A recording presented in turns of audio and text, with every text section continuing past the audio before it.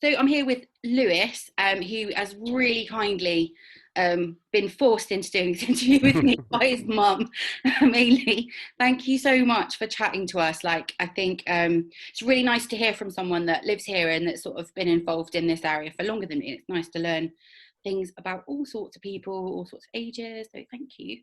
Okay. Lewis, tell me about what it was like growing up here and what your earliest happy memory is.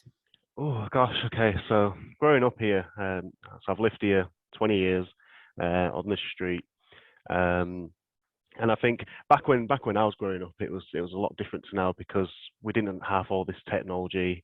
I didn't have my first phone until I was, gosh, I must be like 11, 12 or something, and even then it wasn't a touch screen or anything like that. So growing up was very, I really enjoyed growing up here.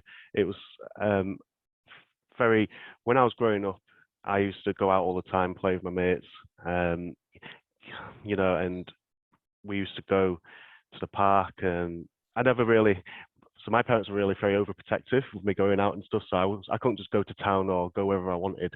So for me, it was going out on the street, playing Kirby, playing hide and seek.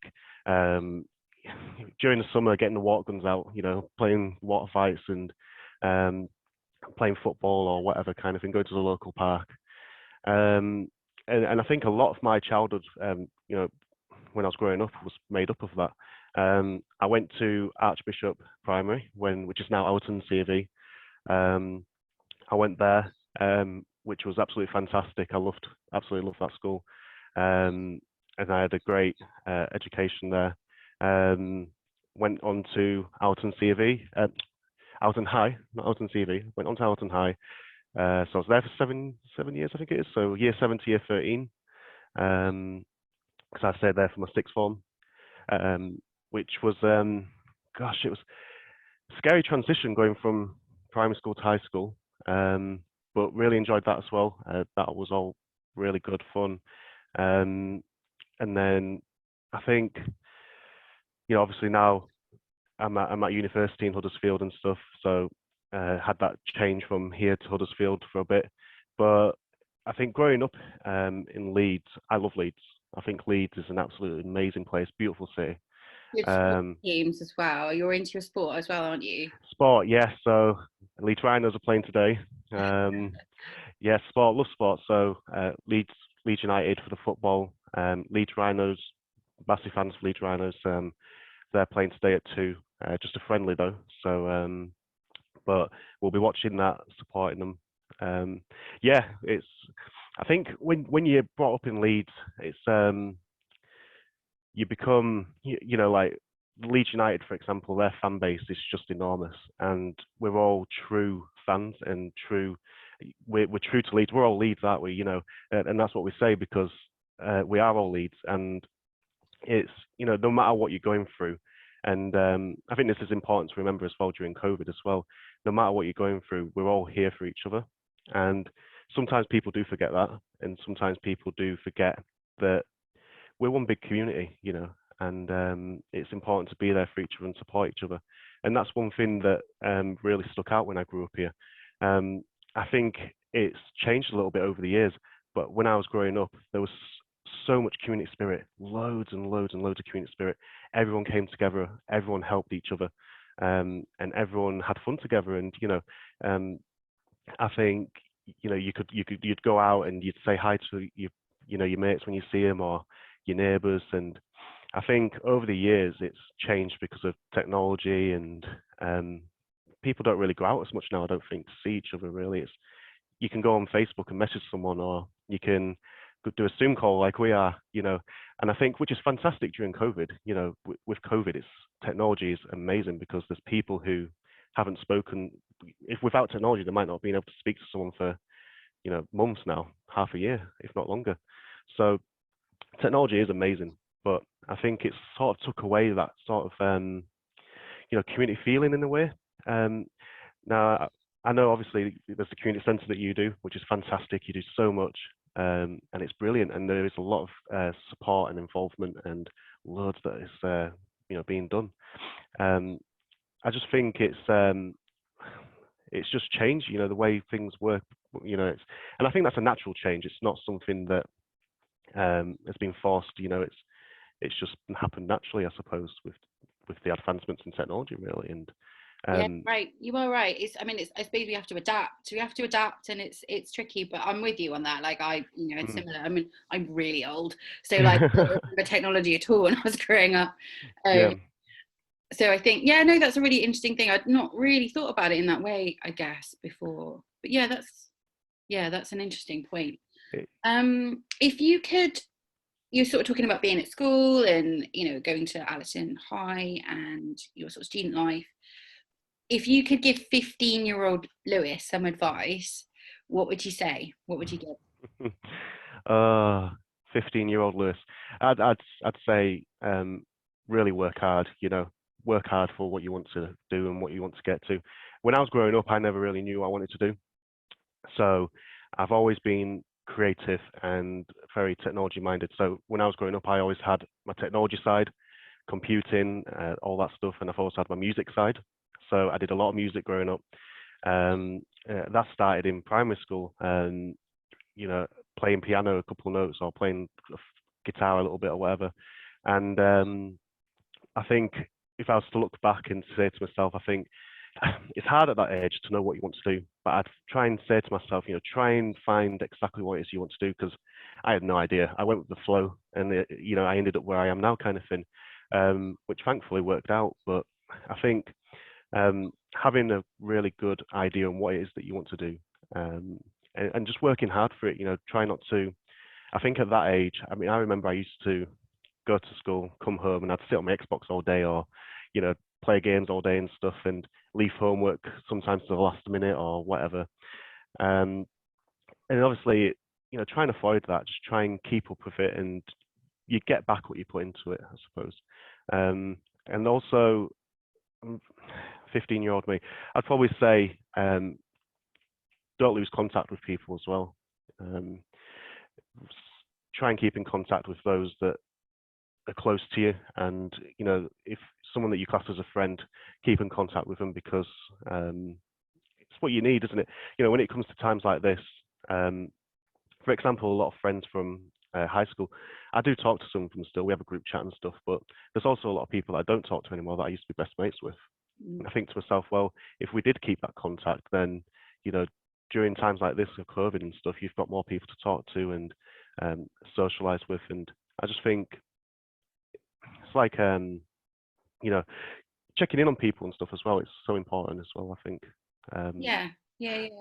But yeah. Good. I mean, it's easy to forget, isn't it? I think when you're 15, like, yeah, no, yeah. I mean, I've got 16, so I know he doesn't know what he's doing. So like, yeah, it's kind of weird.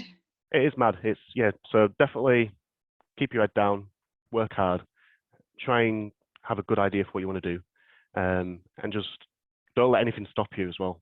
Don't let anything stop you. So I got bullied a lot when I was younger, you know, for several reasons, being ginger or for my weight or whatever, you know. It doesn't bother me anymore. You know, people can say what they want because I've just got that mindset, whatever kind of thing. But when you're younger, that was really hard for me. So I used to get really down about it. And I think there's support available. You know, high school, they've got the behaviour team. You can go speak to them and they sort it out. And I was always scared of doing that. But don't let anything stop you. You know, if you need the support, go get it. And don't let other people's words hurt you. It's just words. It's just their opinion, and you're probably not going to know them for all your life. So well, that's it. It's also you're the only one that's got to live your life, and you know, if people have opinions or want to do what they do, let them do what they want to do. You know, exactly. It's only you that's having to wake up in the morning and look yourself in the mirror. So yeah, that's yeah. Thank you for sharing that. I know it's quite a hard thing. You know, both my kids have had sort of spells of that. It's really traumatic. Like, it's hard, and you know, fair play to you for like not letting it beat you, because it can do. It definitely can do, I think. Mm-hmm. And it's hard, man. It's hard being a teenager. I wouldn't go back to that ever. Like, so I suppose that sort of brings, I mean, I know you touched a little bit on your music and your sport and things like that. What is your greatest passion in life? Oh, my greatest passion in life. That's a hard one. That's a really hard one. I think, oh, wow. That's a good question. That's a really good question. I think my greatest passion in life is in terms of what I enjoy. Ah, I could go down the route of music and technology and stuff, but I think family. It's my greatest passion's got to be family. It's when I don't know how to explain it. Family is just so important, isn't it? You stick together, you get through things together, you love each other, um, and I think it's important to keep that relation with as much of your family as possible. Um, and I think it's like with all families, you have your ups and downs, and your hard times, your good times, your laughter and your sadness and that. But greatest passion's got to be having that kind of family relationship and loving each other and just supporting each other as much as possible. I don't know what I'd do without my parents and family. No idea. I wouldn't be where I am today. That's for sure. Oh, But if I was looking at it from a hobby side or that kind of thing, I'd say my biggest passion's got to be technology. And as much as I say that it has changed the way life is, my job is all technology based. I work from home, so my full placement I've worked from home, and it's probably going to be like that for the full year. And do you like without working from home? Are you? Well, I suppose at um, the moment in this job you haven't really. I mean, I know that you started the placement that you're on at the moment during COVID, so that's going to be a really weird thing going back to normal, isn't it? It's gonna be, yeah, it was really strange. So all of my previous jobs, so I started working when I was 16. I had my first job, and I've always worked in bars. So my first job was working at Huddersfield Stadium, John Smith Stadium, and I used to just work on the till, so I'd just accepting orders basically. Um, and then from that progressed. I became a team leader, and then worked at Headingley Stadium as a supervisor, and then I've worked at Middlesbrough Stadium, so Riverside Stadium. I was there working as a manager, um, and that's all of my other jobs have been in workplaces. It's very hands-on, talking with people, and this placement we had the interview online. So the interview was on Microsoft Teams. The whole process was based online pretty much. So the only time that I actually got to meet up with my manager and my mentor was to collect my equipment before I started. So met up with them to collect the equipment, and we have met up once as like a team meeting at a park in Huddersfield, just to have like a bit of a catch up kind of thing. that's weird, Um, isn't it? So weird. so it's really weird, yeah. So all of the rest of the time where we're talking or seeing each other, it's just in meetings during the day. So it's mad because my room's my office. So my bed's next to me. I sleep on my bed. I get up in the morning and get dressed, get ready, and my workstation's here. This is where I work. So I turn my You laptop feel on. like, and I don't know about you, but I mean, obviously, the hub has been shut for like the best part of a year. So things that I would normally do at the hub, I'm now doing in my living room. Yeah, So my sort of office is all in various different places all over my house. And it's really hard to switch off. It's hard to sort of know where your actual life and your job kind of switch. It's really hard to yeah, separate. Have you found that as well? yeah. It is hard. I've had days where I'd be working till 6, 7 at night if I'm working on a project that I really want to get done. And it's like you have to say to yourself, no, I finish. I'm working 9 in the morning till 5 at night, and that's when I finish. And you have to kind of. I think you need to limit yourself. It's weird, isn't it? 'Cause like you said, it's having your normal life and your work life is in the same four walls. Yeah. So, and I think it's really hard. You're constantly seeing the same four walls all the time. We can't really go out much because of COVID. Um, so it gets hard actually. Me and my dad, we go on daily walks when we're feeling up for it. So we'll go for a walk around the estate, and just going out and being able to get a bit of fresh air, see a bit of life, I suppose, is really nice. It gets a bit too much when you're just constantly in the same four walls, I think. Yeah, yeah, it definitely does. I think, I mean, like I've spoken to quite a lot of people. This particular lockdown that we're in now, I think people have really like had enough. I have. I have. I'm like, I just want to go out. I want to go for dinner somewhere. I want to like just be able to do whatever I want, and Yeah, that's it's been really difficult, super difficult, and even like walks and stuff. You're like, oh no, another walk. Well, that's it, isn't it? Because you're doing the same thing all the time. Mm, It's same stuff every single day, pretty much. And I think the first lockdown was tolerable. It was during the summer. We could have barbecues. We could chill outside in the garden. that's You it. know, you could still enjoy yourself.